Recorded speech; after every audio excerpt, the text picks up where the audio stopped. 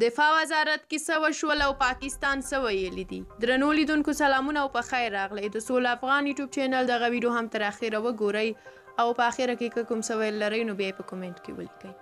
اول راځو دې ته چې د دفاع وزارت خبرپاڼه کې د لوی درستیز قاری فصیح الدین فطرت له قوله لیکل شوي دي چې حکومتداري امتیاز نه بلکې یو مسؤلیت دی. د ویلي دي مسؤلیتونه معمولا هغو خلکو ته ورکول کیږي چې خپله یې نه وي غوښتي بلکې د مشرانو لخوا د وړتیاو په بنسټ ورته سپارل کیږي.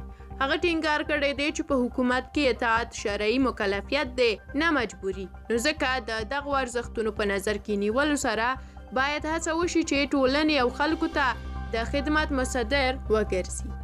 بلخوا بیا دوهم خبر د افغانانو لپاره له پاکستانه دا دی چې د پاکستاني رسنیو د راپورونو له مخې د دغه هیواد حکومت پریکړه کړې ده چې د نویو قوانینو پر بنسټ د افغانانو پر سفرونو لا ډیر بندیزونه ولګوي او له اسنادو پرته د تګ راتګ اجازه ورنه کړي. تر دې وړاندې په سپین بولدک کې خلکو یوازې د تذکرو په مرسته هم تر ډیورن کرښې اوښتلی شوی، خو پاکستان وایي له دې وروسته دا چاره ناممکنه ده. همداراز پاکستاني حکومت ټینګار کړی دی چې دغه هیواد ته له قانوني اسنادو پرته تللي افغانان به ژر بیرته خپل هیواد ته ولیږي. د نویو محدودیتونو او قوانینو د عملي کولو چاره د پاکستان استخباراتي ادارې ته سپارل شوې ده او دوی ویلي دي چې ژر تر ژره به په پاکستان کې میشت د قانوني اسنادو نه لرونکي افغانان وباسي.